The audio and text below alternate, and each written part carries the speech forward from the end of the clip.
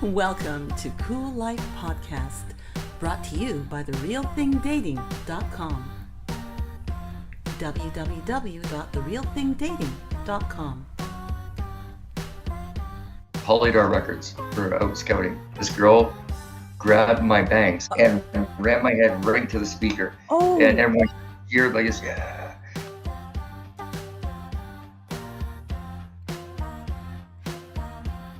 When we shot the scene in Good Will Hunting, I didn't know who most of these people were at the time. I mean, they weren't stars. It was Gus Van Sant that directed it. Gus Van Sant was on the floor with Matt Damon's character. I didn't even know who Matt Damon was at that time. I'm Eva John. I'm a former candidate for local government. I was a children's television entertainer, and I love this world, and I believe we should take care of each other and have a lot of fun along the way. Welcome to CooLife. Here we go. And welcome to CooLife Podcast. I'm Eva John. Today we are having a mid-season look back at season 2 before we take a break and go on hiatus for the summer.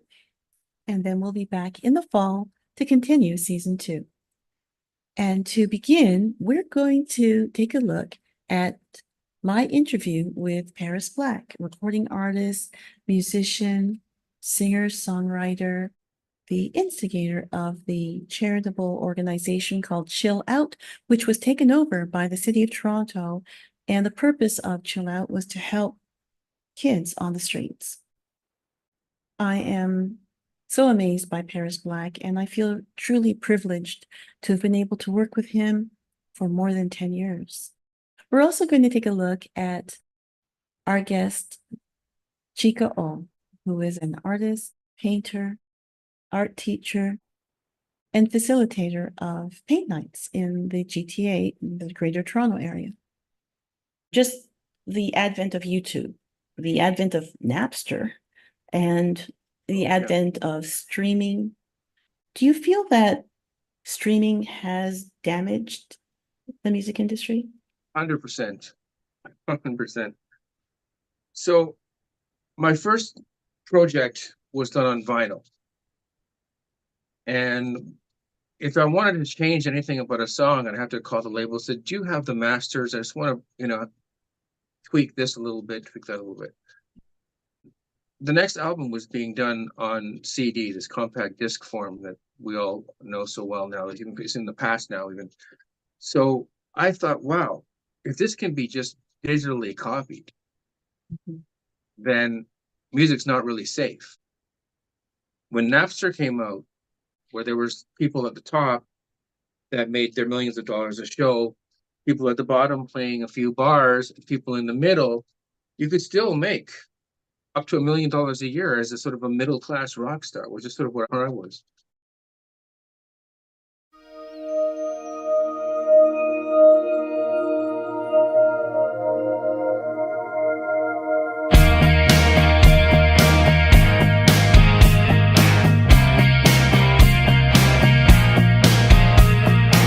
I can rage, I complain, I can tear out my hair at the sound of your name. I could say love was blind, my sweet lily white innocence treated unkind. But no, I've got more power than that.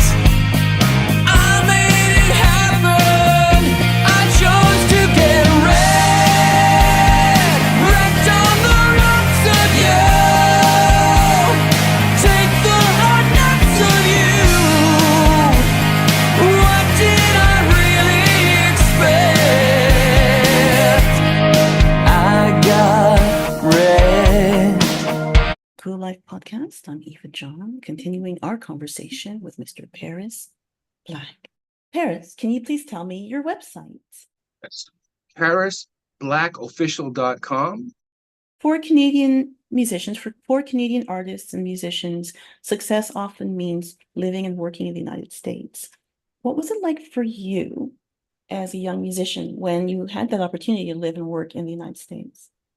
Well, the United States has its advantages.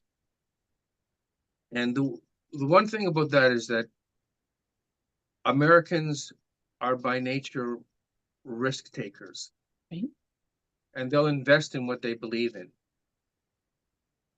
So if you bring something to the table that's good in the United States, and it's, you know, really good, you're going to be able to find investors. Plus American musicians. There's a guy named DeAndre Sherrill who was out of Detroit. In 2018, I was doing a show in Oshawa, a big place in Oshawa, like the Oshawa Art Center or whatever, a big place. And I was asking people who wanted to be, you know, to be opening acts in the show, and people were talking to me about the Quinn Mills Band, who were an Oshawa band and very good, great young musicians. So I had them, and I had a Hybrid Radio, who you introduced me to. I had them. They did a fantastic job, and they drew a lot of people. Now, DeAndre Sherrill, he's working in Detroit, and I saw his clips, and he was fantastic. You know, he's a really great funk artist, funk rock, really. So, you know, he drove all the way from Detroit to do like 10, 15 minutes up here. I mean, that's how bad these Americans want it. And when you see how hard they work, and he was fantastic. Since then, he signed with Mark Berry, and he had a song in the top 20 something on Billboard recently. Great. And it couldn't Wow. happen to a nicer guy, you know. So you learn from other musicians. You know, you learn all kinds of things. I mean, so many people don't realize that what you're supposed to do is, and I saw this with Kenny, I saw this with Phil Nero, I saw this with, you know, so many people that I've worked with over my life, Celine Dion even, that whether there's one person in the audience or 100,000 people in the audience, you give your best show, whatever that might look like. Maybe you communicate with that one person, but keep in mind the sort of Buddhist tenet that the most important person is the person that's there with you. Right. Oh, for sure. So you learn these things, and you learn also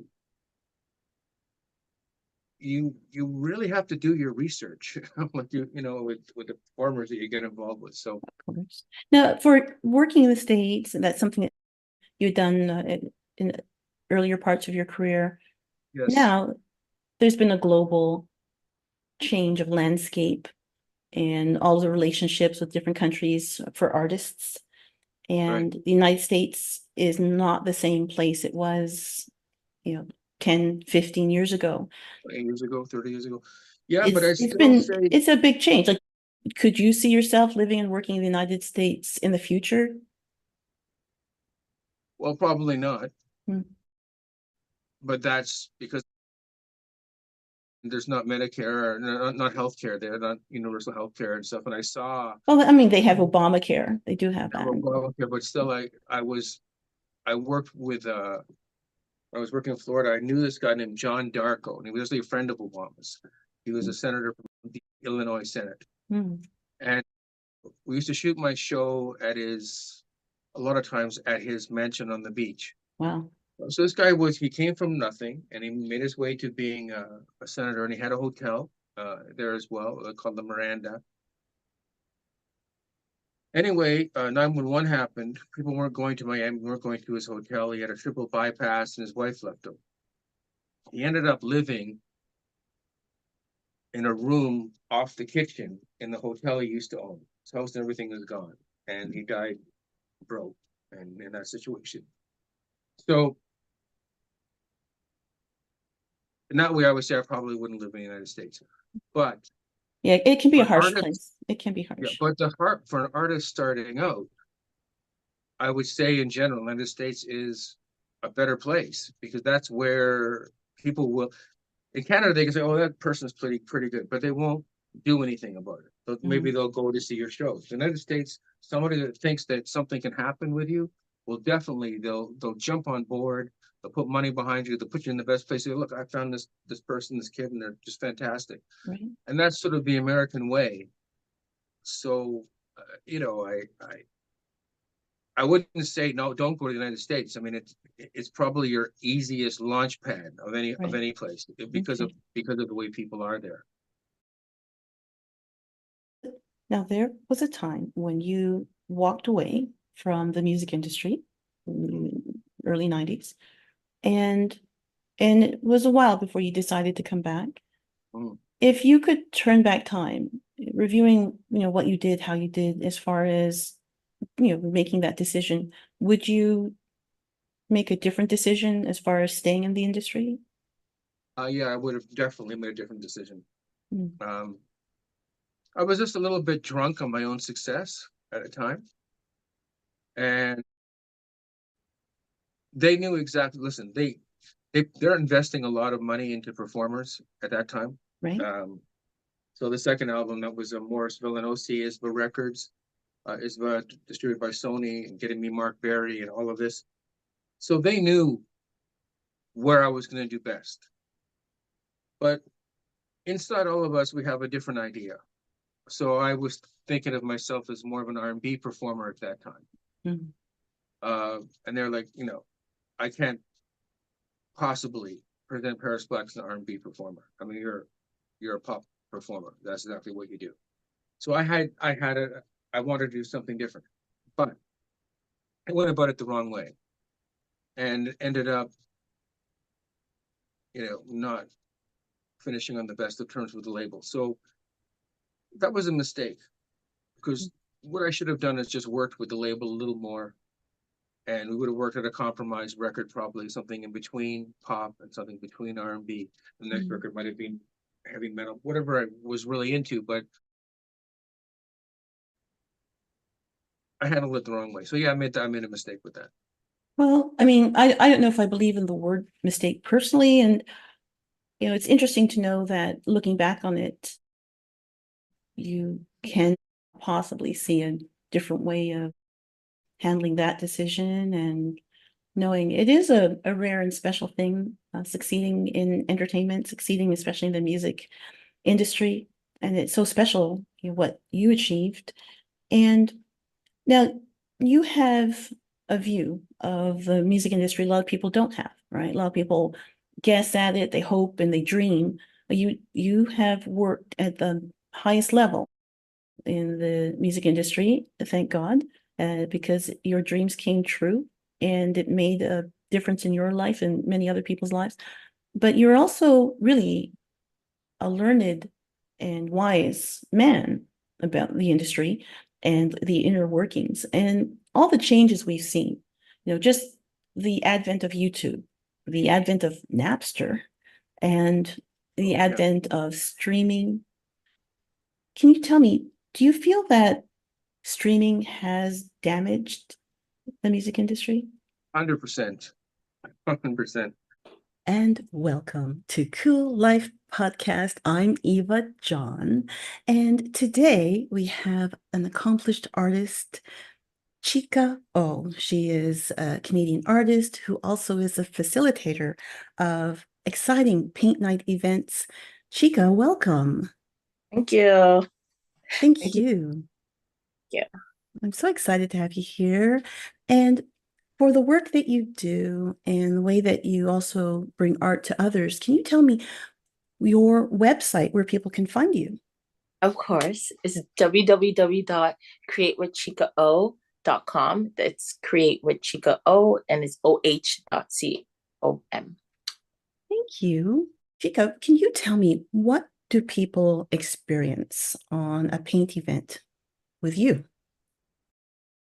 So I like to split the type of people who come into two categories.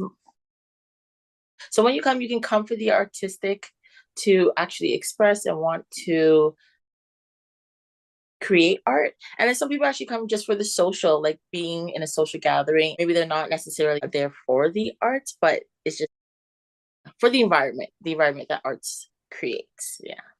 I think that's really important these days. I know there's all kinds of new studies and reports starting to come through after the pandemic and lockdowns and people in isolation kind of forgetting how to socialize.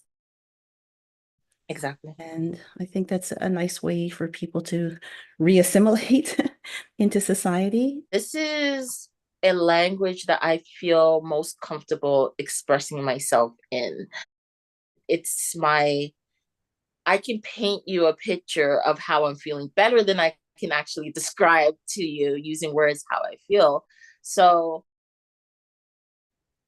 I just found comfort in the arts because I was able to actually express myself like truly and authentically. Even now at my age, I'm still learning how to express myself through words and other ways of communicating. So that led me to getting my bachelor's in visual arts. And then I got experience teaching at a private school for the arts. And then that leads me to actually facilitating my own spaces and actually curating art spaces all around Toronto today. And I actually have my own personal body of work that I work on. Last year I came over one, this year I'm working on another one. So yeah, it's been a amazing and interesting and self-discovering journey that continues and restarts and continues till this day. Yeah. And yeah, so that's where I am. And that was our visit with Paris Black and Chika O. We're going to take a break, but first we're going to take a look at some viewer mail.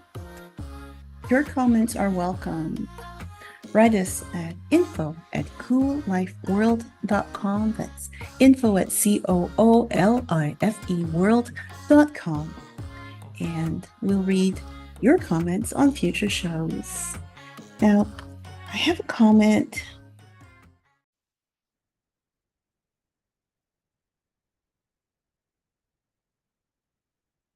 Another comment came in.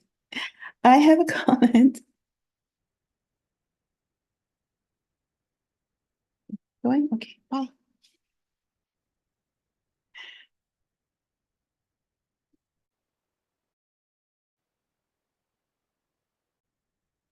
So I have a comment again from ZD1TPEE8. Nope. It's ZD1TP8EE 2Z. ZD for short. Hey, so ZD says, Rosita rocks. Okay, so ZD is commenting on part 2 of my interview with Rosita Stone, who is a producer, composer, musician, singer-songwriter, and she has written some incredibly inspiring, beautiful music. And ZD has said, Rosita rocks. Great interview. Always loved your work. So that goes out to Rosita Stone. And thank you so much for your comment, ZD. Remember, your comments are welcome. I also have a comment from Kathy Young, and we're going to get Kathy Young on our show at some point. But Kathy Young is a fantastic musician who is known for her work, well, right across the country, but especially in Ontario and in the GTA.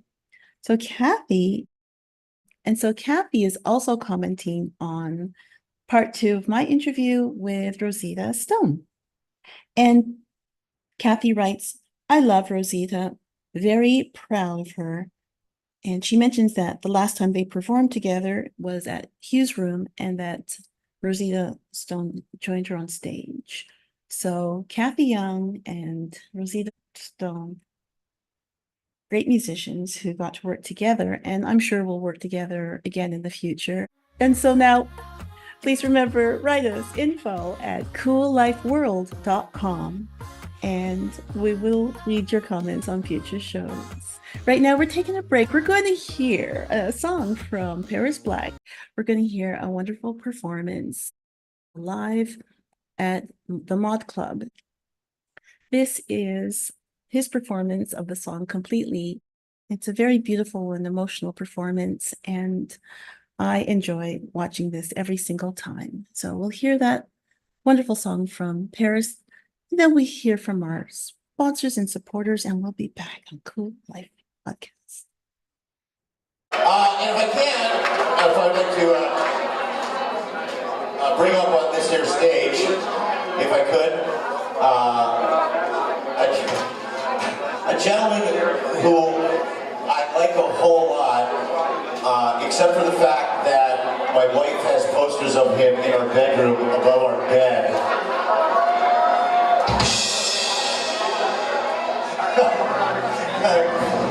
And I'm not lying, because I've never lied. Ladies and gentlemen, here to give me a hug and crush me to death before he sings the title track completely, Paris Black.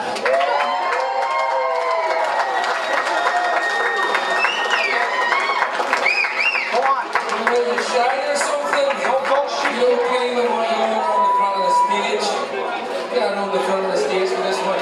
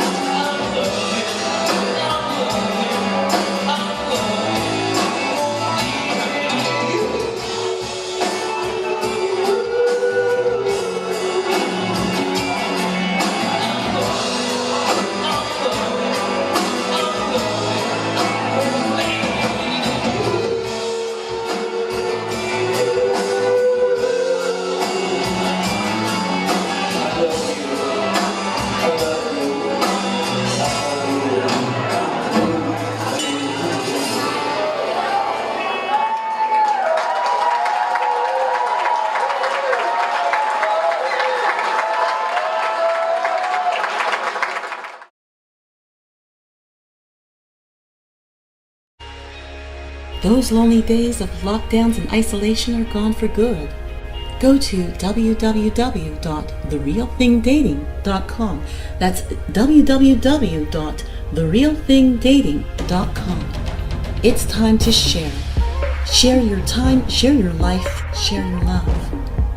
www.therealthingdating.com. Join for free.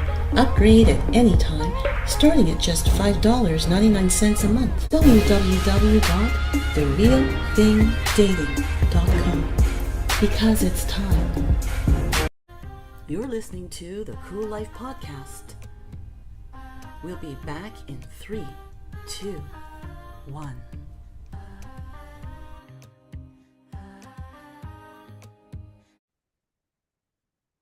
And we are back on CooLife Podcast. I'm Eva John, continuing our look back on season 2.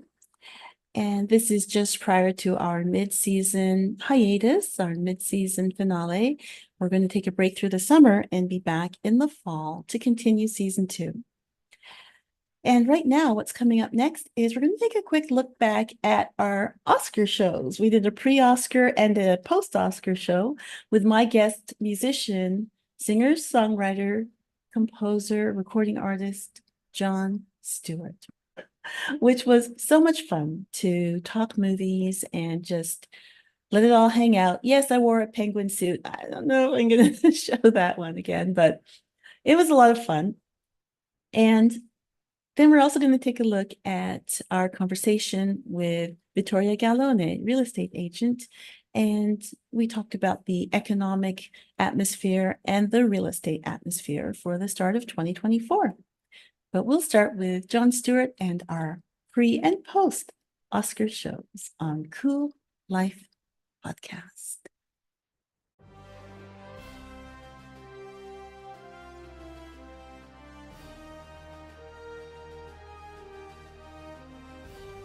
But just for the amazing ladies who are nominated in this category, Jon, do you have any preference of who you think might win?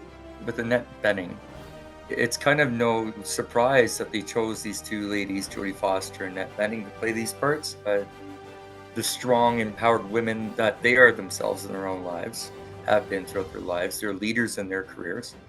And so to play the part of a person who was eccentrically motivated to keep going when she very obviously should not have, but she did anyways.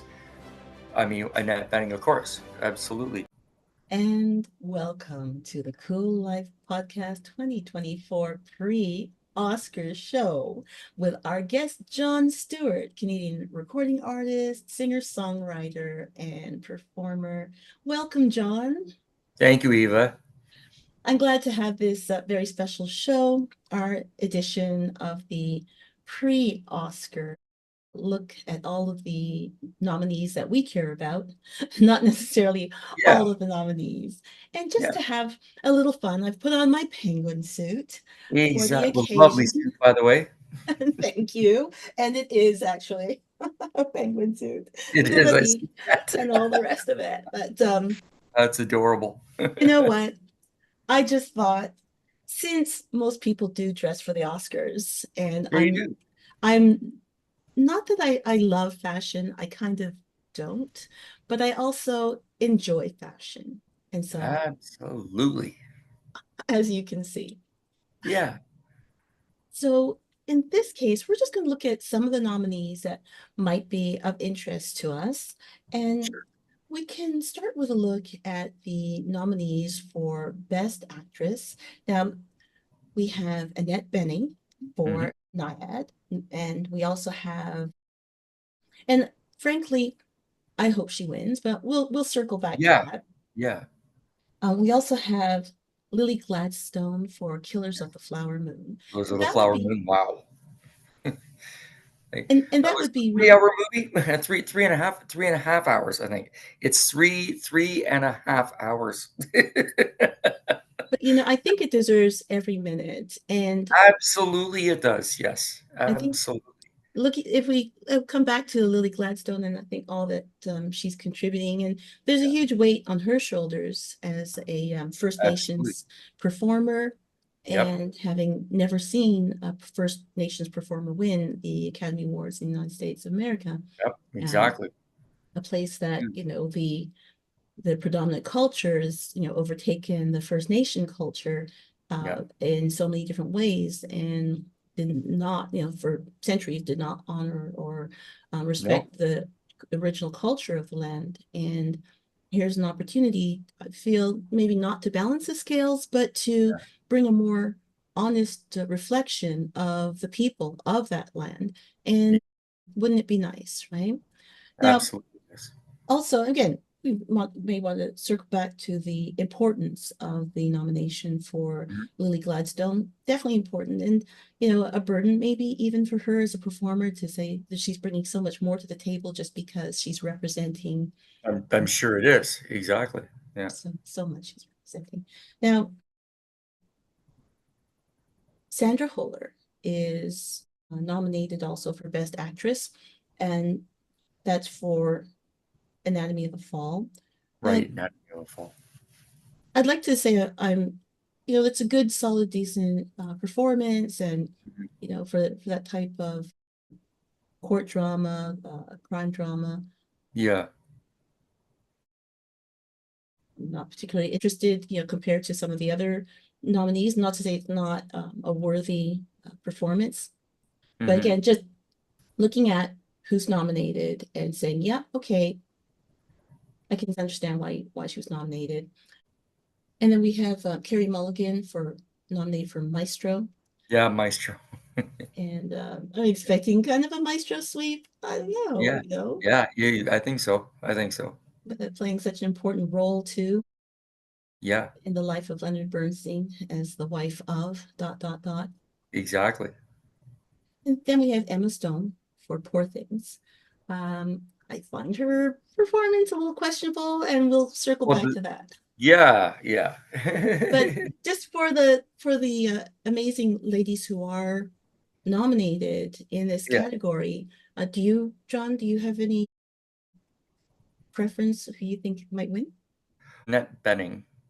It's really interesting. It's kind of no surprise that they chose these two ladies, Jodie Foster and Net Benning, to play these parts, being the strong, empowered women that they are themselves in their own lives, have been throughout their lives. They're leaders in their careers.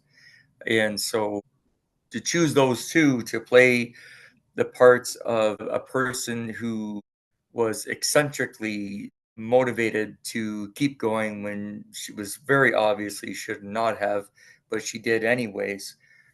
I mean, Annette Bening, of course, absolutely.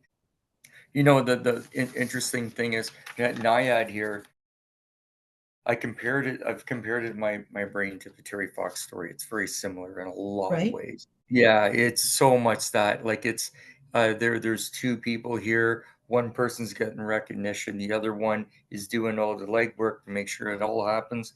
It's almost carbon copy, like in a certain way, in certain senses.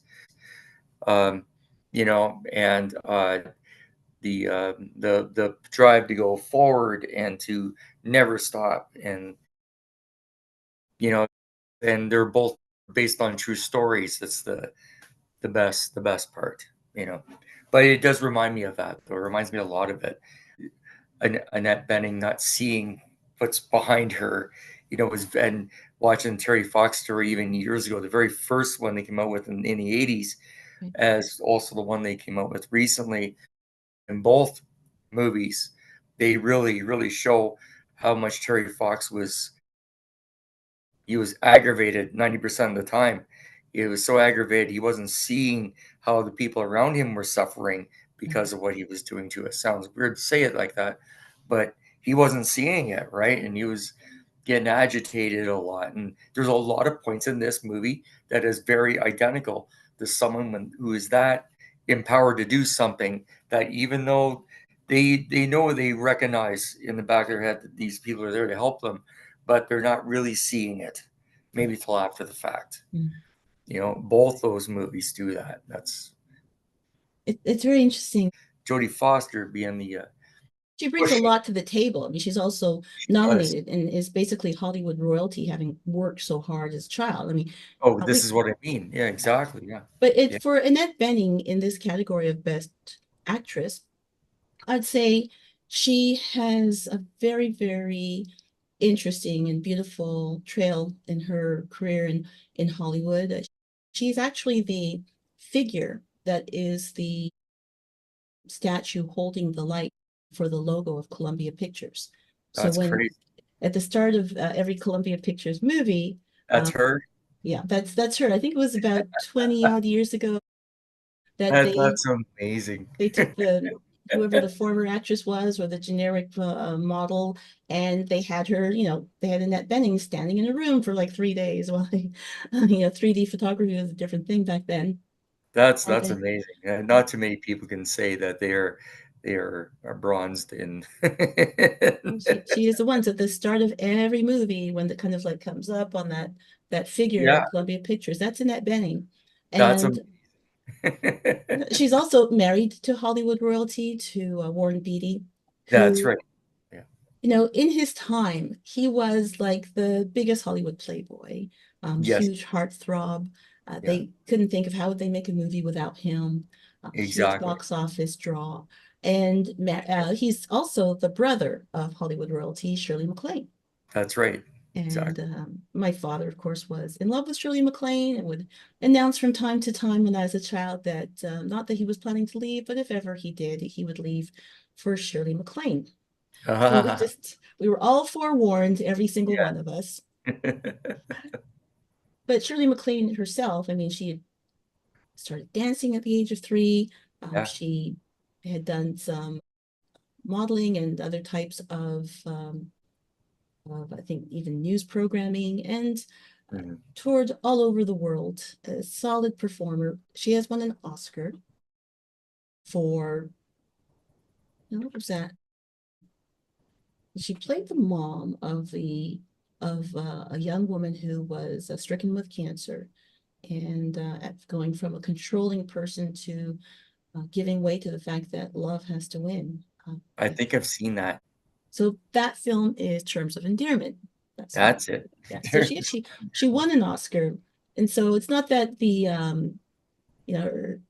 that the Oscar train stops there. I Yeah. think Annette Bening is really very much worthy. Her performance is very much worthy. I think Hollywood owes her a bit for some of her fantastic work up until now. And sometimes Oscar does that. Oscar sometimes gives Yeah. that award, not just for today's film, but for everything else that performer has brought to the table. That's a good way of putting that, Eva. Yeah, it's true. Yeah. It would be nice to see. And it would be nice to see just because I think a lot of the entertainment pundits, they've got Yeah. their idea of who should win and who they're used to, pandering to, perhaps. Oh, of And course. she hasn't been a part of the Hollywood machinery in recent years, and she has focused on her life with Warren Beatty and their 4 children, Exactly. and just being a fulfilled human being, which is rare and difficult for any of us. And so I'm Yeah. glad that as a full and whole and a happy human being, she's Yeah. come back to the industry to give, an amazing performance. And Absolutely. I hope she wins. And that's that. Yes, exactly. I don't know if she'll win, but I hope she wins. I She's do got my hope she vote. wins too. I mean, she's a bit of a personal favorite, so I do hope she wins.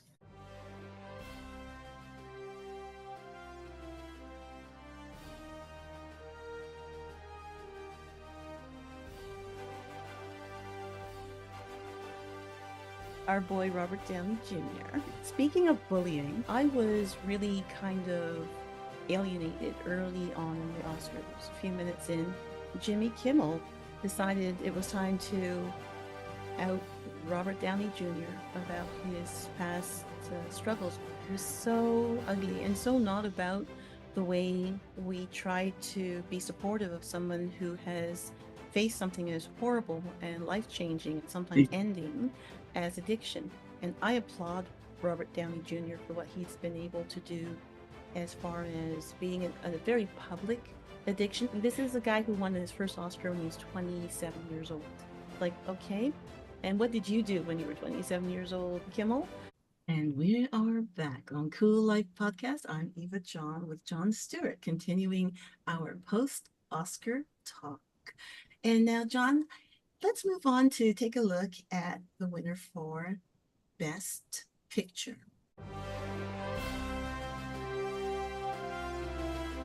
And then, of course, for Best Picture, I know that people would have loved to have seen, say, maybe Killers of the Flower Moon, Yeah, or Maestro. Maestro. It Maestro. would have Yeah. been nice to see that. No, you got to get the ai. Oh, Maestro. Maestro. Maestro. Yeah. Yeah, that's what happens when you raise an Italian daughter. You can't just Yeah, say things. I can't say just, hey, you grew up saying bruschetta, and now you find out you can't say that. I had to say bruschetta. exactly. Yeah, okay, that's what I thought my life was heading towards. So I have Yeah. to say bruschetta, or I have to Bruschetta. leave the room. But I thought, really, truly, I was surprised. I thought Maestro was going to win. And Yeah. when it didn't, Mhm. I don't know. I hope Bradley Cooper's going to be okay, Yeah. I because think Bradley Cooper's just going to be just fine. I hope so. It's just like he had all his ducks in a row, Yeah. and Yeah. he did everything right. And this was Mhm. his baby, because Yes. he produced and co-wrote this script. That's right. That's right. He brought this thing to life from beginning, middle, and end. Mhm. So I know it's hard to do something like that and not see all the rewards. Like, he certainly got the rewards from, and here we go again, A Star is Born, right? Oh, exactly. Now, the Oscar went to Best Picture, Oppenheimer. very good for Oppenheimer. Yeah. Oppenheimer. I'd say that they have a lot to feel proud of. They brought everything that could be brought. For me, it's a heavy Exactly. subject. It's really difficult, personally, to just deal with the whole idea that this is all about weapons of mass Yeah. destruction, ways to kill people. But Yeah. as a movie, and coming together of huge talents, they've earned it. Huge talents in every regard too, Eva. Like the quality behind the shoots, the quality behind the the characters, the quality behind everything in this movie. I think it really shows extremely on how putting together something like this would not be easily done. Would have to be you have to make it shine, and this is just beyond that. It's quite impressive. So kudos to everyone involved in the film. And welcome to Cool Life Podcast. I'm Eva John, and welcome to a whole new season. And today we have Vittoria Gallone with us, real estate agent. Welcome, Vittoria. Thank you. Thanks for having me. So glad to have you back, and so glad to be able to have this kind of nice conversation about real estate, which affects so many different parts of our economy, our lives, our home lives. And we've made it out of 2023. And have you noticed any big trends that occurred in real estate through 2023?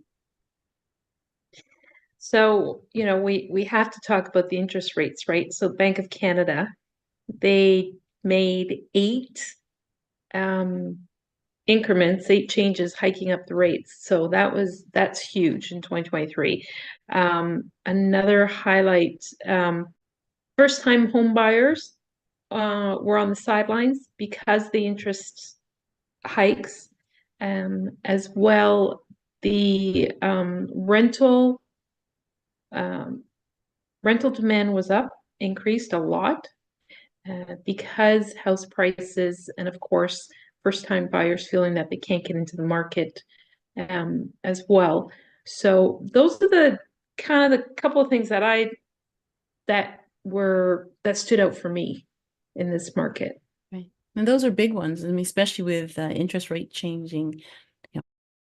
over a year. And, there's, I guess, a lot of, ripple effect from the economic changes after the pandemic, and the fact that so many different industries all kind of spring out from real estate. So Right. it's a wider image of the economy that gets affected by something like interest rates. You were mentioning renters, and are there incentives now, anything that's new that's an incentive for a renter to change from renting their home to becoming a buyer? Yes, first-time home buyers, there are some incentives, and I would encourage people to look at the government website. And then you'll learn about the one incentive program. As long as you haven't, it's your first home and you haven't bought anything and you're a Canadian citizen, you can take advantage of it. So what the government did was they're offering 5 to 10%. Going back a little bit with some of the incentives, are the bank lending rates getting to a point where is helping the new buyer? Like, do you see people struggling once they've, settled on what they want versus what they can get as far as a loan based on the way the rates are at the moment? So as I mentioned, right, so Bank of Canada with hiking the interest rates, right? So Right. they have an actual set schedule. It's 8 times. It's 8 times. But what they've done in the last three, I believe now it's the last 3 times, they're on hold at 5%. Okay. So, I mean, fixed for variable rate, actually, people's prices, they've noticed that have gone up. I mean, including myself. So the interest rate hikes, especially on variable, have gone up, and people have noticed, I mean, the increase in mortgage payments. And so it is higher, which has been a deterrent for people to buy in the last few months, right? Because of the interest rates, definitely, and the variable rates. So with the current state of interest rates, are you seeing that affect new buyers? Is that making it harder for new buyers to enter the market due to the state of the interest rates now? Yes, they are hesitant, and the buyers are on the sidelines because of the interest rates, right? And therefore, even the inventory of homes that aren't available. So, like I said, if you get pre-approved, then it might be a good time to buy because they're slightly reduced. A lot to think about, especially someone who's getting excited about the idea of becoming a homeowner.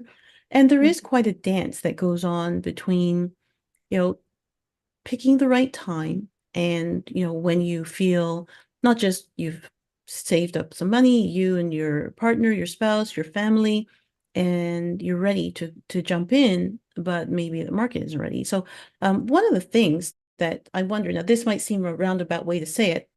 So basically, if high interest rates can cause less spending and less growth, that has its own effect on the economy. If that reduces inflation when we have high interest rates, that's great because we think we're going to be propelling our economy forward. But then with lower interest rates, that can trigger a lower rate of inflation, which can then be more conducive to real estate sales. But have we come full circle to the point where now we're getting more real estate sales as a result of the interest rates changing and the rate of inflation finally starting to go down? Have we got to that point? Normally, house prices move pretty lock in step with interest rate increases. As interest rates come down, house prices go up. There wasn't a huge decline in house prices that we'd expect because there was a lack of supply of housing in Canada. And until it's fixed, interest rates on their own aren't going to get us back to housing affordability solution. Bank of Canada said these issues contribute to inflation and impede on interest rates. After Bank of Canada raised rates, house prices across Canada fell 17% from last year. Okay. They rebounded in February, and when Bank of Canada took a step back from hiking the rates, so then rent went up to $2,000 a month, and then Wait a minute. So that became the average rent price was $2,000 a month?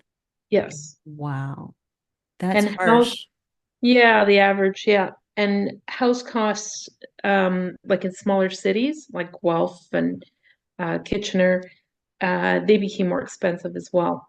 Right. But this thing where the federal government's taking steps, right, for new housing, for example, and they're going to cut taxes so that developers can build new rental properties, right? So that will help. So we haven't come full circle yet. And that was the pre and post Oscar show with our guest, John Stuart, as well as real estate talk with Vittoria Gallone, real estate agent. We're taking a break to talk about our sponsors and supporters, but first we're going to hear a song by John Stuart. This is I Want to Get You Alone by John Stuart on CooLife Podcast.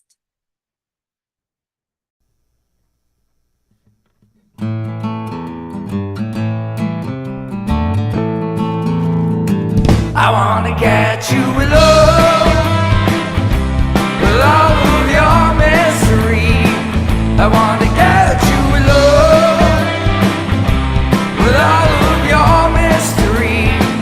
I wanna get you alone like we're always dancing. I wanna get you alone.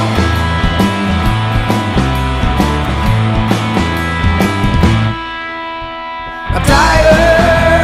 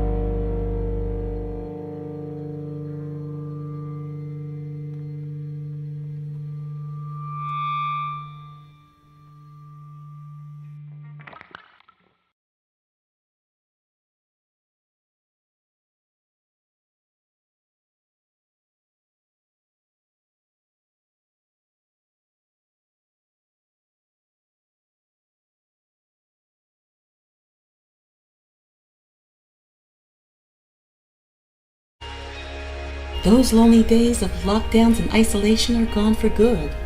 Go to www.therealthingdating.com. That's www.therealthingdating.com. It's time to share. Share your time, share your life, share your love. www.therealthingdating.com. Join for free. Upgrade at any time, starting at just $5.99 a month. www.therealthingdating.com. Because it's time. This is CooLife Podcast. Please remember to subscribe to CooLife on your streaming service and on YouTube as Hellenique Today. That's HELENIQUE Today.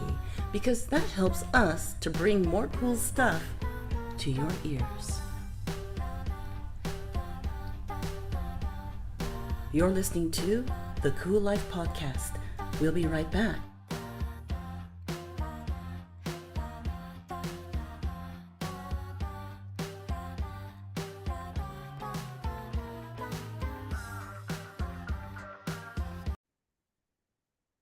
And we are back on CooLife Podcast. I'm Eva John, continuing our Season 2 look back on some of the interesting moments on the podcast before we take our mid-season hiatus to enjoy some summer fun before we come back in the fall. So we're going to take a look at my conversation with Chris Colaneri of Colaneri Wine Estates in Niagara-on-the-Lake. It was so fun to learn the inside view of this ancient craft of winemaking and an industry that contributes so strongly to the economy here in Ontario. We're also going to take a look at AI in the music industry with my discussion with Mr. John Stuart, singer, songwriter, recording artist. And first, we'll take a look at my conversation with Chris Colaneri on CooLife Podcast. The story begins a little bit before then because we've actually had the property since 1980. My grandparents and my dad and my uncle purchased the land in 1980, and at the time they were growing grapes for other wineries. It was a lot more fruit trees and grapes that weren't necessarily intended for making wine. There was places like Cadbury Schweppes, which was making Welch's grape juice at the time. They were located in St. Catharines. Growers in the area, if they weren't selling their cherries and plums and peaches to Del Monte Canning Factory, which was down the road, they were selling the grapes to Welch's for the Welch's grape juice. They did it for 9 years, and believe it or not, my grandfather, my grandmother, and my dad used to take care of all 40 acres of land, just the three of them. My grandmother would go up and down every single row, tying and pruning. My grandfather, my dad would go to work during the day, come back at night, tractor, spray, whatever else needed to be done. It was a labor of love, but it was purchased for making a living. And welcome to CooLife Podcast. I'm Eva John. Today I'm joined by Chris Colaneri of Colaneri Estate Winery in Niagara-on-the-Lake. Chris, welcome. Welcome, Eva. Thank you very much for having me on the podcast. I appreciate it. I'm so glad to have you here. And, the fact is, I'm a customer. I visited your winery and I have just been so blown away with the beauty and just a lovely atmosphere. You can tell it's a family organization because the staff, everyone is very friendly and nice. There's just the most wonderful, welcoming feeling that stayed with me.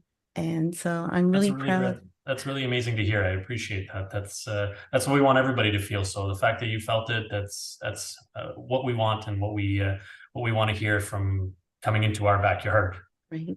Definitely mission accomplished. Thank you. I'm glad to have you here. As a matter of fact, can I ask you to please state your website for everyone? Yeah, so it's culinarywines.com, COLANERI wines.com. Thank you. And we'll also put that up for the video portion for people to see. Now, Chris, can you tell me, when we drive into the entrance of Colaneri Estate Winery, we're seeing on either side of your driveway these beautiful vines that are growing. That's what greets us as we come in. Are those vines actually a part of the wine production that's done at your estate? Yeah, so at our place it is. I know there are some wineries that they have their kind of show vineyard where you can peruse through and look at the grapes, touch the vines, all that sort of thing. But at our property, that's right where we get the grapes. So when you're driving in, on your left is Cabernet Franc, on your right is Riesling, and when you purchase the Riesling and the Cabernet Franc, they're coming right from there. So everything that you're driving through, walking through, is all usable, and it's all stuff that we use. That's amazing because, I mean, if you said, okay, no, it's just it's for ambience, I could completely accept that. But it's just like, it's, just wonderful to see this lush set of vines on either side, and to know it's really a part of true production is really exciting. Now, Chris, can you tell me, how long has Colaneri Estate Winery been active at this location in Niagara-on-the-Lake? Yeah, so in terms of the winery, we've only been around for about 13 years, actually 13 and a half at this point. The story kind of begins a little bit before then, because we've actually had the property since 1980. So my grandparents and my dad and my uncle purchased the land in 1980, and at the time they were growing grapes for other wineries. Chris, I want to know, because there is the unique industry of winemaking here in Canada. Is there a difference in the way that wine is made in Canada and the Niagara region as compared to how wine is made in European countries like Spain or France? Yeah, absolutely. There's huge differences. I mean, at the heart of it, it's still you're fermenting grape juice to make wine. That's the pure basics of it, and that a lot of times isn't going to change. But what happens is the locations, the methods, the climate, there's so many factors. So things change to adapt to those factors.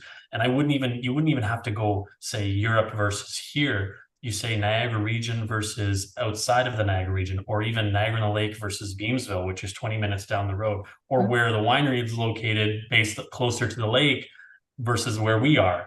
So you don't have to go even that far to have to change what things happen. We're dealing with different things. We're dealing with much more worse winters than a lot of those places.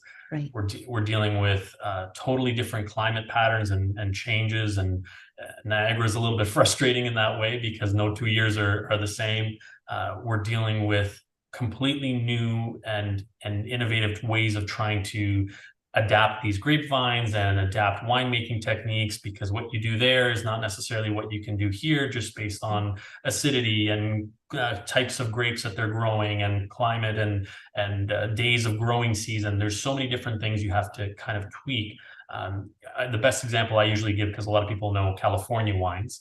So California, they're dealing with so much heat that your acidity is a lot lower, and your alcohol is higher because you're dealing with a lot more sugar.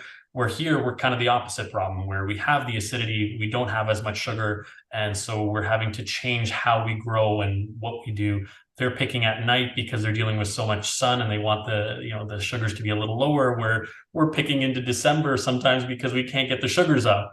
So there's so many things that change just based on where the location of the grapes that are being grown and what you can grow. Like, there's some varieties that you can grow in Europe that you can't grow here, just based on what kind of growing conditions they enjoy. So yeah, for sure, you have to change things based on where your location is, and it's not just halfway across the world. It's within minutes of some regions. Right. Now, everyone is familiar with the image of the big wooden oak barrels. Are those oak barrels still used in wine production? Yeah, for sure. It's definitely a thing that gets used depending on the winery that it happens to be in. The bigger barrels are less popular, just because they're very expensive and they're beautiful. I would love to have a wall of those, but they're quite expensive. Harder to clean as well, where the metal tanks are a lot easier to clean, a lot easier to control. Temperature-wise, they're a lot easier to control as well. But the smaller barrels definitely still get used all the time. Your standard 225 liter barrels that you're used to seeing. No matter if you see a wine barrel, that's your typical image of a wine barrel. Right. Those still get used like crazy. In fact, all of our wines, other than one wine, our Riesling is the only one that does not go into barrel. So we still use those. The biggest one we have is about 1,000 liters, which is about 4 times the size. But you get some large ones that are absolutely spectacular, but they're usually bigger wineries, B, have a little bit better of a budget, because they are quite costly to have, but they're beautiful. Now, I do want to ask you something about your donkeys again, because of course, when I went to visit, I guess my timing, something about the donkeys not being available. Can you tell me, are there certain times of year and times of day that the donkeys are and are not available? Can you tell me about that? Yeah, for sure. So we were doing it last year on a little bit more of a schedule. So they would have tours at certain times and they would be on tours at certain times. And it was only Saturdays and Sundays. So depending on the time of the year, Sundays stopped at the beginning of September. So we were only doing Saturdays from September to Thanksgiving. So it was just Saturday, Sundays that we get to see them. I says, I want that work schedule where they only come to work 2 days of the week and then they get 5 days off. How do I get that schedule, right? And when they do come to work, they get fed, cuddled, and pet. Like it's crazy. Good life.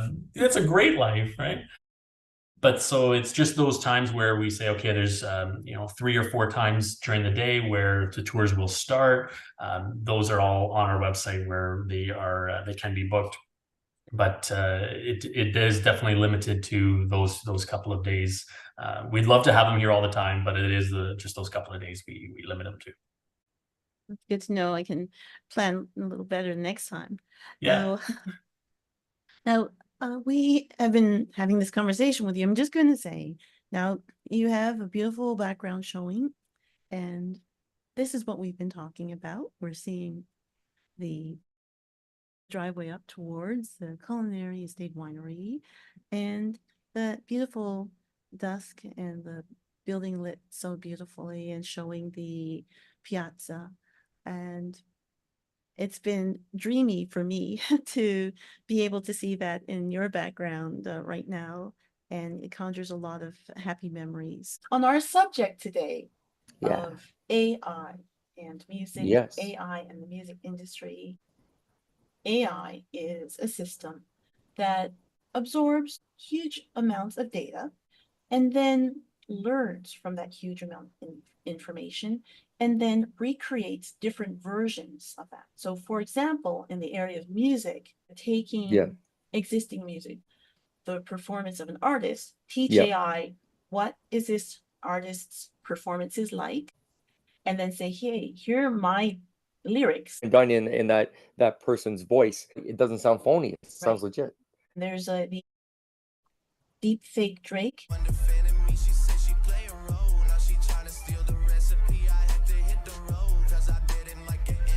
Okay, cool. Yeah. And so, welcome to CooLife Podcast. I'm Eva John, and today we have composer, musician, singer, songwriter, recording artist, John Stuart. Here I am again. Yeah, so it's so nice to have you here, John. Thank you. I love being here. It's fun. You write amazing music, and you're such a terrific person. Such a down-to-earth, fantastic human being with amazing creativity. And it's always a pleasure to have you here. You are always welcome. You're very welcome. Thank you so much. And I know that you certainly come as a voice of authority in the industry of music. You have played international stages, major large stadiums with thousands of people, as well as intimate settings in Canada, all over the world. So on our subject today of AI and music, AI and the music industry. 10 years from now, we'll be using dead people's voices like we're like the new Elvis record coming out tomorrow, the new Otis Redding album coming out tomorrow. And will we be okay with that? It's possible we live in a world where that's going to be a thing.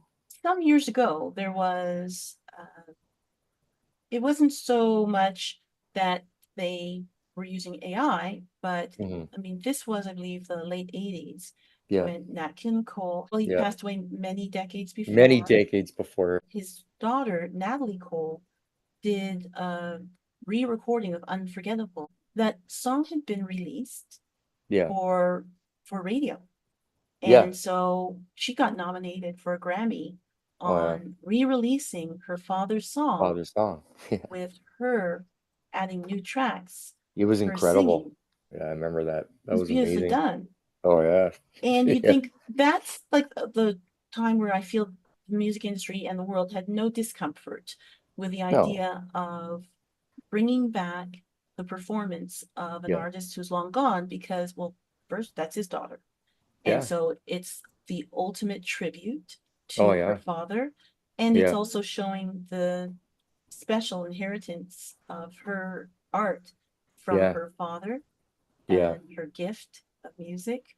So that, I think that was a level of comfort that people Yeah. had, that there was no question, oh, this No. shouldn't be done, let him rest in peace. No, Yeah. there was none of that. And I believe she won.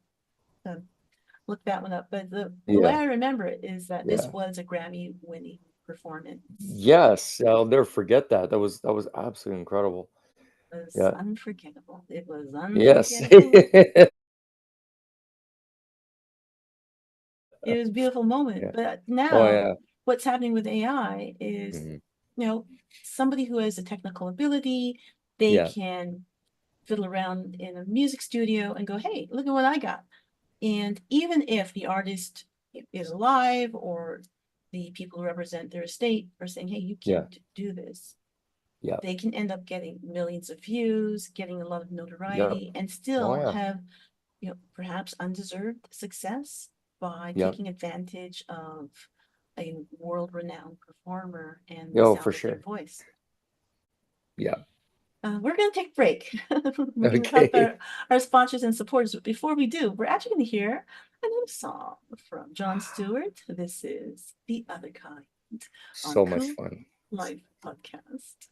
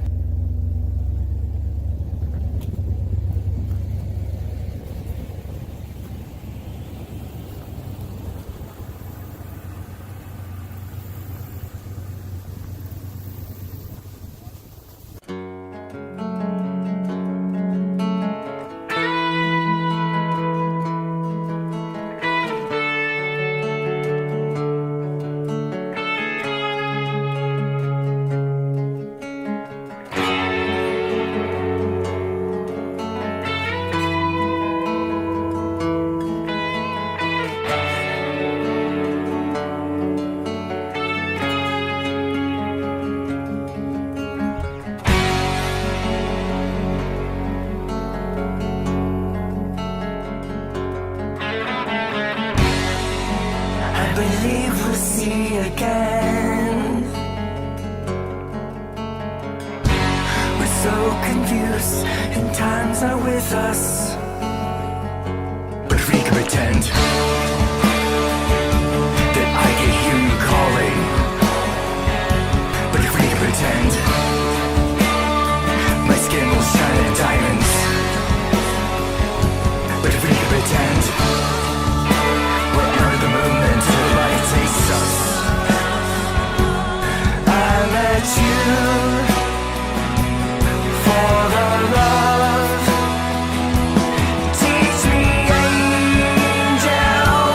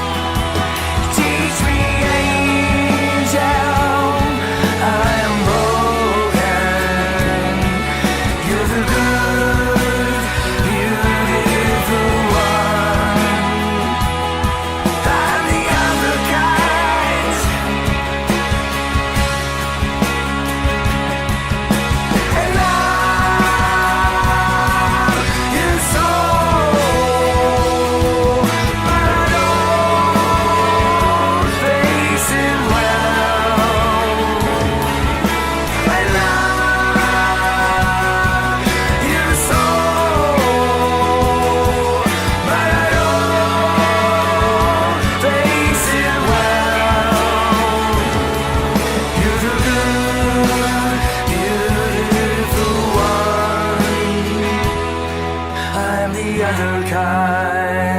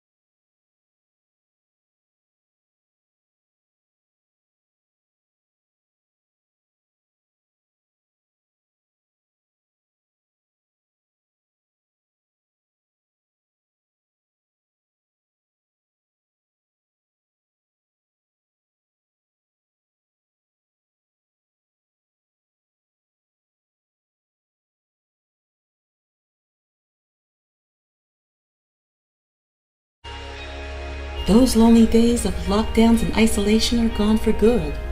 Go to www.therealthingdating.com. That's www.therealthingdating.com. It's time to share. Share your time, share your life, share your love. www.therealthingdating.com. Join for free. Upgrade at any time, starting at just $5.99 a month. www.therealthingdating.com. Because it's time. You're listening to the CooLife Podcast. We'll be back in 3, 2, 1.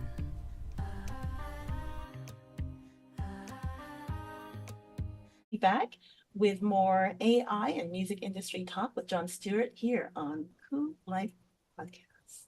There's nothing like true creativity and seeing just how it can touch the human heart. And I think that's why music will always be important, no matter how the technologies change. And, bringing it around to what we've been speaking about and unique performances, and the fact that right now, it's still very experimental, right? Still, although the technology or the concepts have been around for a while, Right. it's still early days. And Exactly. so some of the things that we're seeing happen might just be like tests. People are trying things out, but as mentioned earlier, the deep fake of the Drake song, which was Winter's Cold. And there was an order for that song to be taken down because Drake didn't perform it.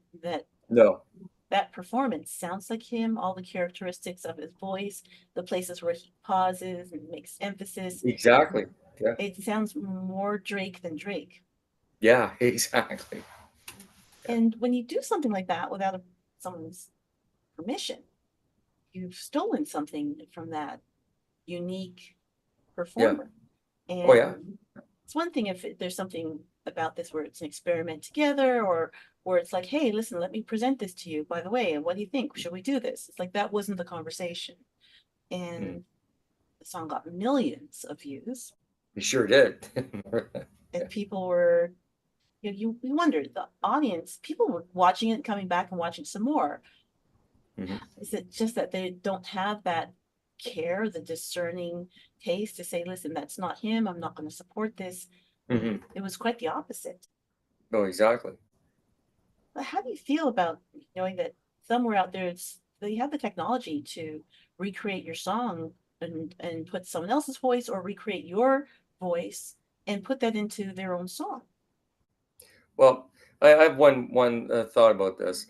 Me and a lot of musician friends have talked a lot about this, and there was a growing, obviously, concern for this in certain ways. It would be silly to ignore that. I mean, we've gotten to that point, I think, in human existence and human evolution where like everything has been done musically, seemingly already. That's not saying that there's no art left. Of course, there's art left, but what I'm saying is it's what it seems like, right? And so everything's being reproduced over and over, so much reproduction is going on. It's hard to find something that is entirely authentic. It would be hard to find anyways. So when someone's voice is reproduced like that over again, there's a certain part of me that kind of is bothered by it in a way. Yeah, because it's like, where's the authenticity anymore of someone taking the time, the effort to write a song? Look what that person can do, as opposed to look what the software this person has gotten so good to be able to purchase and be able to do that. That's what's going to change that. That's going to change things that way. Regardless, it already has. Sure. So there is a certain level of angst, I guess, towards the whole idea that, not being human, not only it's not that it's forced to. They can't deny that there's some things like, just like we're talking about the Drake song, the Beatles, the tune. Right. Well, You know, and there's some that are kind of distortions. They have a version of Kurt Cobain yeah, singing Black Hole Sun, okay, which was a Chris Cornell song. yeah, And like, it did it need to be done again? And did it need to be done with an amazing artist who's no longer with us? yeah, And is it just because now we can have peanut butter in our chocolate? Hey, you've got your exactly, chocolate in my peanut butter. Is it that exactly, we're looking to have that new kind of a mashup at all costs yeah, anyway? And why? And these are things which basically, when the estates of the concerned parties get involved, it's a matter of, yeah, well, take this down because we find it distasteful, or you yeah. can leave it up if we get a portion of it. Some artists have no problem with their voices being used randomly as long as there's a set amount of royalties coming to them. Well, exactly, yeah. I mean, David Byrne, I think he when Microsoft first became a thing, his voice is on every Microsoft product out there. Right. Like, he's got to be rolling in it. You'd think he would be. You know what I mean? Like, it's Well, just so. they had a special agreement for that. Yeah. Yeah, yeah. It's just, that's insane. For how many years? Like, it's one thing to have your voice or your name in commercials for years, but be some of a product that is sold worldwide so much for so long, and he's got to think that it's got to be like, how much was this deal for him? Oh, I think it was a pretty juicy deal, my friend. It must have been, yeah. But he's an intelligent person and a highly creative person, highly Yeah, successful. I mean, exactly, I can listen exactly. to David Byrne morning, noon, and night. It's no accident that he got to where he is. And it's no accident No, that sure, Microsoft for was sure. Yeah, interested in having him as poster boy or poster voice for their product. yeah, I mean, those are the kind of good deals a good manager can put together for you, and with an to also knows how to wake up, turn up, stand and deliver, right? And so that's like a great combination. I'm yeah, sure there are other people who would be, just as talented. Do they have yeah, as good a manager to make a good deal like this? Or did they show enthusiasm when it was time to take the meeting, right? yeah, With Microsoft, did they turn up at the meeting and just say, listen, you guys don't need me here for this. This is stupid. The different kinds of reactions that are coming down as mentioning, from Mhm. artists, some artists are horrified. Some are keeping Mhm. quiet and letting their managers sort Yeah. through it, letting their lawyers sort through it. Is the initial reaction is this is horrible and they're being taken advantage of. Yeah. It's hard enough to succeed. Entertainment industry, barely 1% of, and I mean across the board. I think with Yeah. actors, it's closer to 2%, but across Mhm. the board for actors and musicians, and especially with musicians, Yep. it's something that hovers around 1% Yep. of musicians who go into the industry who actually are able to make a living at A it, living, it's almost impossibility now. Like, it and really is. and who are And actually able to work consistently. yeah. Right. And it's like, if they're working consistently and start to have a following Mhm. and start to be able to, finance their own projects, Yeah. and doesn't necessarily mean they're swimming in money as yet. No. And then if they get to a point where, the money was good for a while, but then after a while, the money's gone. right? Yeah. Because, things cost money. It's like, yeah, you had They do. a great run, you had a great 10, 15 years, but Yeah. hey, look, I'm still alive. And that Yeah. money's gone, and you gotta find a way to keep body and soul together. And maybe they Yep. didn't want to sell out and do music for commercials, Yep. right? Or music for, kids' TV shows or something. Exactly. And all of the thought and pain and labor and starving and Yeah. alienating your parents and having them say, listen, get a real job. What's wrong with you, kid? Oh, exactly. Like, Yeah. what's wrong with me? Why'd you send me to music lessons? That's what's wrong with Exactly. me. Yeah. Started in your garage. But it's like, once you've gone through all of that, and to have Yeah. someone go click, click, click, click, click, click, enter, and that's it. Exactly. And Exactly. you got to take so many lectures from friends or family, Oh or yeah. Oh yeah. fight and put your foot down that you're not changing this part of the music because I wrote it this way for a reason. Oh, And it's like, exactly. you go Exactly. through all of that, and then Oh yeah. some guy in their bedroom, some girl in Yep. their bedroom with their laptop, while Yep. they're in the middle of playing Fortnite, stop Yep. and go Exactly. That's a good way of putting buttons, it. and Middle away field of they Fortnite. go with That's a, their stupid light up gaming mouse. exactly. And they produce your song for you in Right? minutes. And end Yeah. up with millions of views, and then end up trying to work Exactly. a deal to be, Yeah. working with a label because they're Yeah. such creative geniuses. And this is the reality. Yeah. But technology is something that, I mean, this is a wheel that moves forward. Yeah. And there is an opportunity now where, yes, the management of these artists, they're saying, yeah, you can't do this, but Mhm. that manager doesn't own the rights to that person's voice. Drake's manager doesn't No. own the right. What No. is Drake's manager fighting for? Oh, If exactly.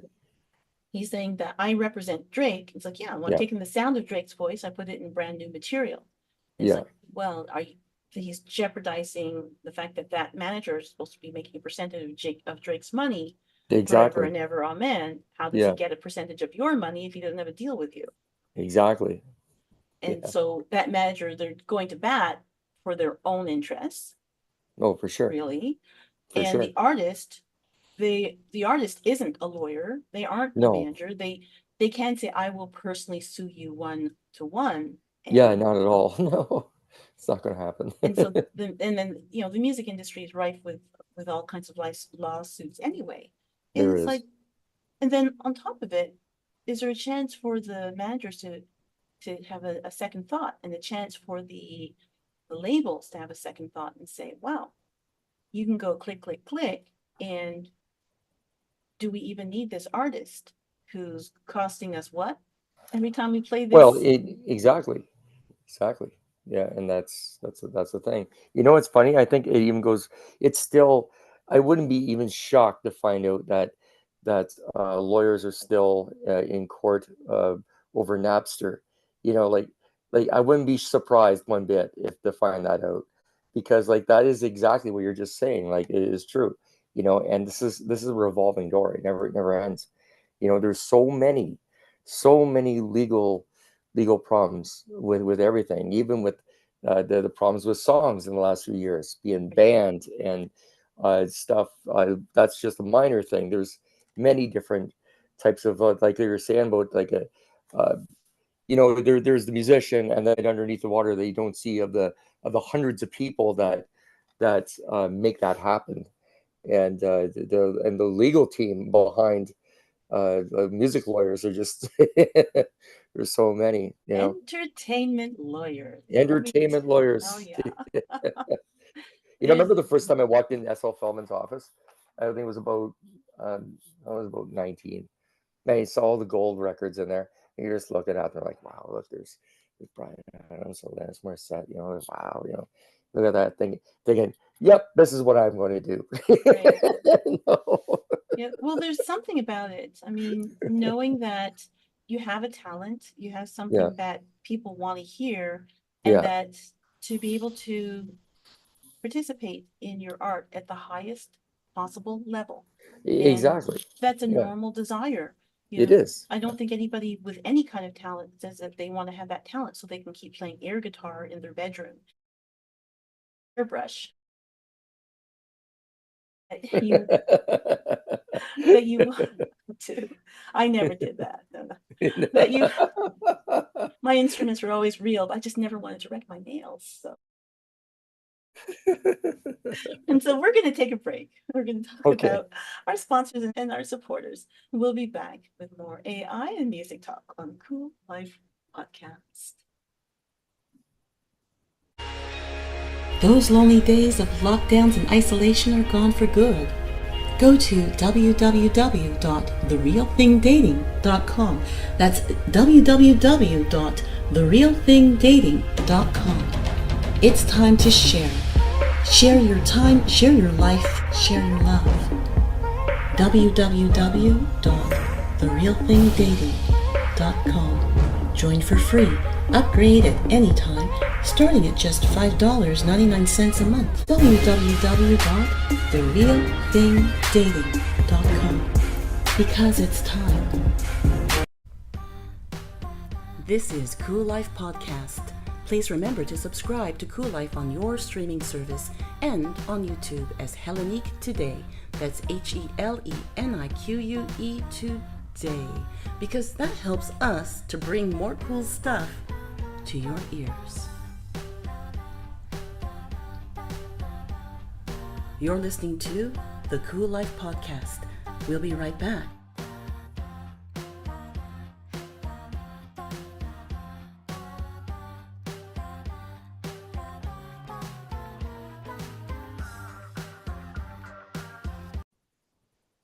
And we are back on CooLife Podcast. I'm Eva John, continuing our conversation with John Stuart. And we are talking about AI and his industry. And in this case, what we've been talking about so far is the artists, what they're going through, trying to protect their own unique sound and their voices being used quite often without any of their permission or knowledge. And in the end, we wonder what is happening with the key part of this formula, which is the audience, the listener, the customer who's buying tickets to see that artist live, who's buying the music through streaming services. And in a way, it's kind of, I don't know if it bodes well for the musicians in that the fact that millions of people have been watching the deep fake videos of fake Drake and fake Kanye. Yep. Right? There's Roberto Nixon, who has done some extensive deep fake Kanye music. Wow. And, he's just this, average fella who said, well, his voice is nothing like this, but what he's done is he's put together his raps and his tunes Using Kanye's voice? in Kanye West's voice. Whoa. And saying, well, this is new material. And people are impressed by it. And that's the humanity right there. part of me wants to hear that people are saying, we're going to boycott this. We do not want to hear this. Yeah. But I think there's a slippery slope where, if someone just wants to put on some tunes and then get on their stationary bike, they want to just go to the gym and hear something that's going to kind of keep them motivated while they're going, and don't realize or don't care that what they're listening to at that moment and through their AirPods is AI and just a program creating something that, or rather recreating something that isn't authentic.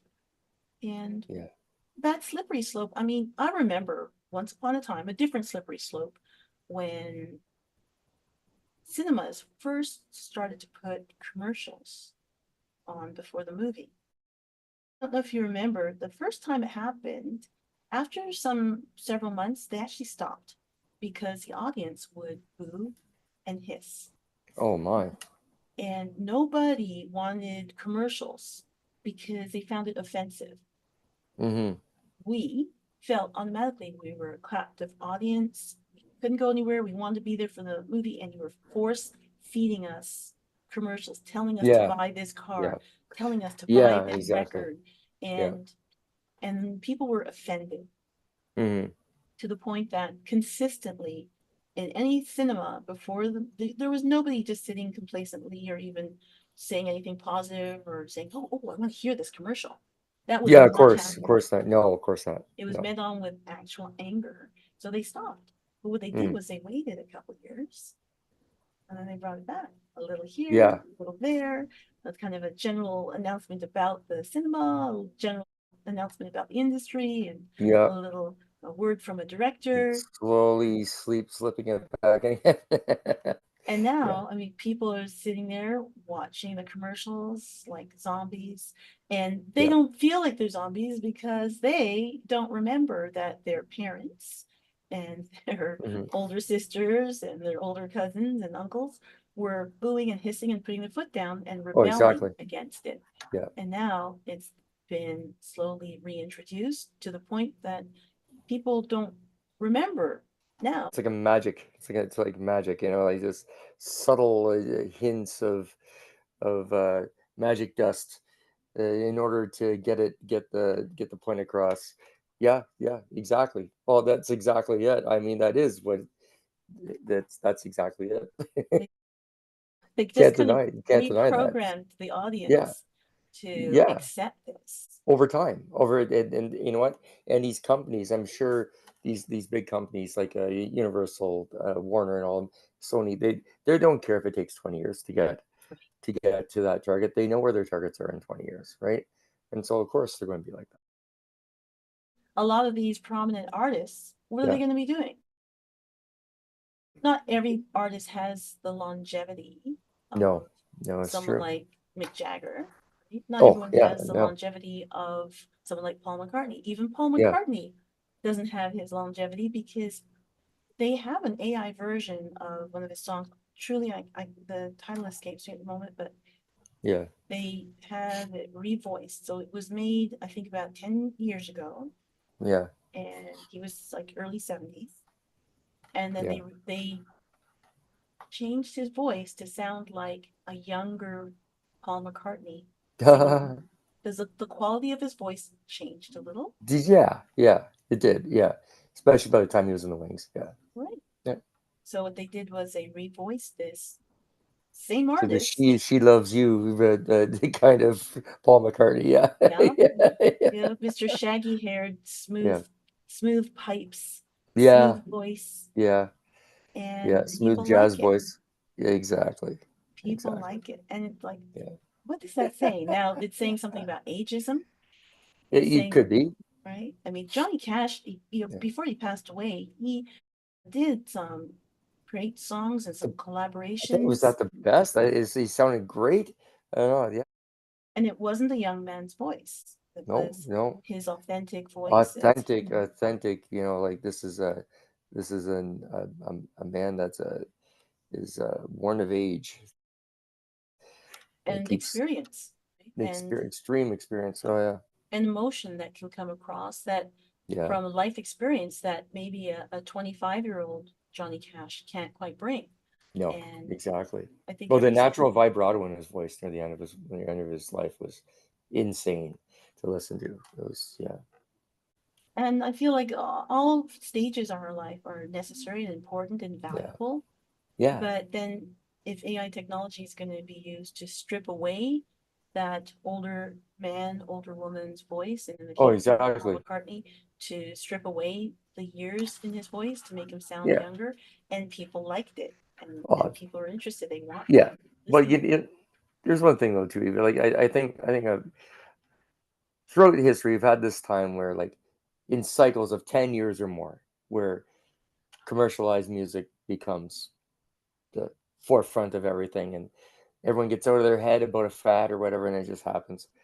And I think that gap of 10-year span has gotten way closer now than what it ever has because of this, because of AI technology and just the way the world has been ramping up in the last 20 years, since the 90s.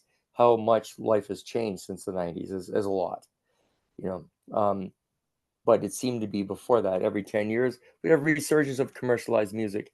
And I think what Kurt Cobain did, what artists like our local guy Chaos is kind of responsible for this too in that genre, was when they decided, no, we don't want to do a bunch of, colorful bubblegum stuff. We want to get right back to the roots and do that's what's real and authentic.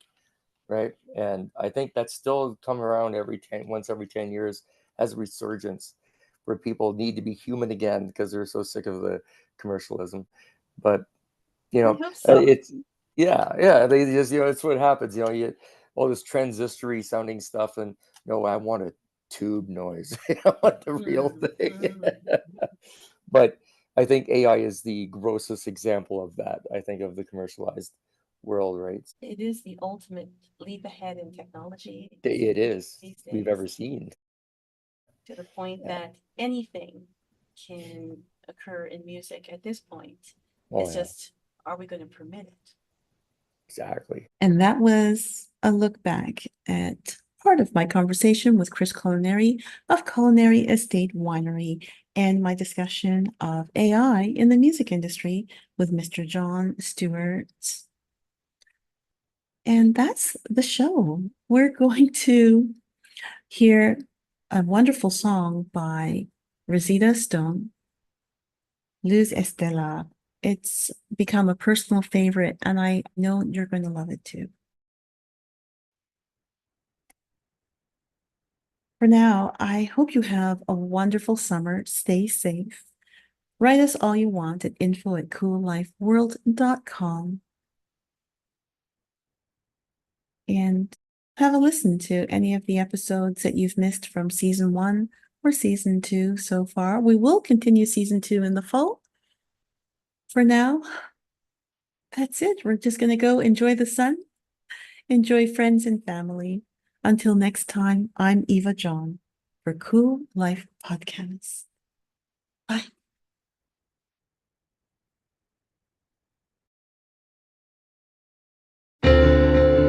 Estamos vivos, carne y hueso de anhelo, como una flor que llega hacia el sol.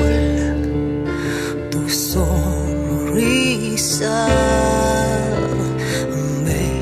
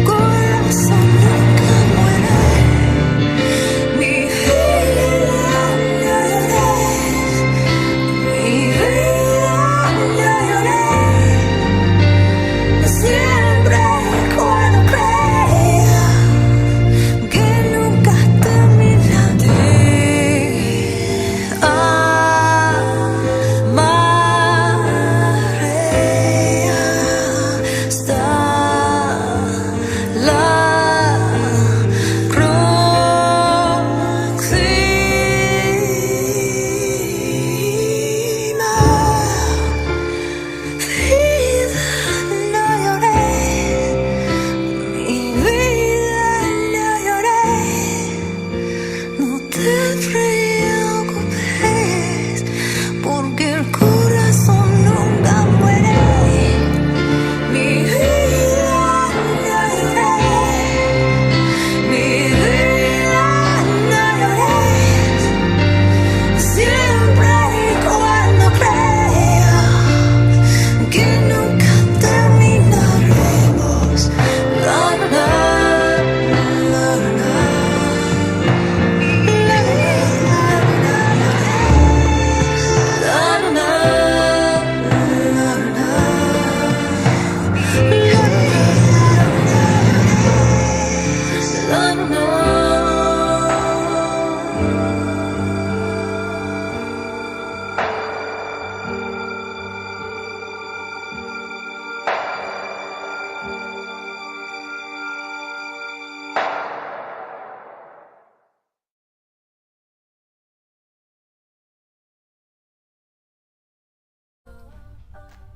And that was our show. Thank you for listening to the very end.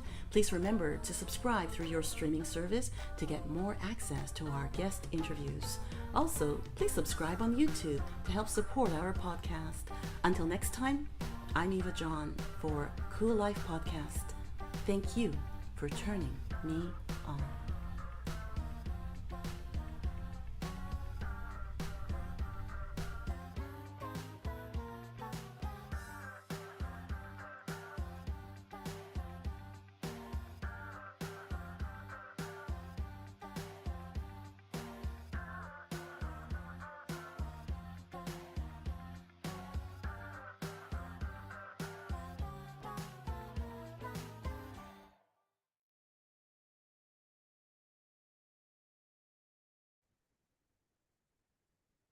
Paris inspired a lot of people in a lot of ways, and I'm really proud to have had Paris on the show. So let's have a look. We're also going to take a look at artist Chika O, painter.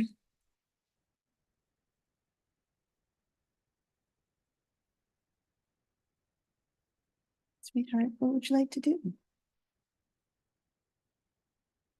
You wanted me to make a more comfortable lap for you? Okay. You want your head rubbed? No? You changing your mind? Want a kiss? Okay. I have lots of kisses for you if you'd like.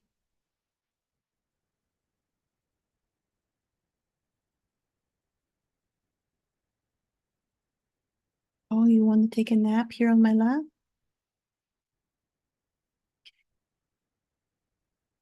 Just want to be comfortable. We also have artist Chika O. We're also going to take a look at Chika O, who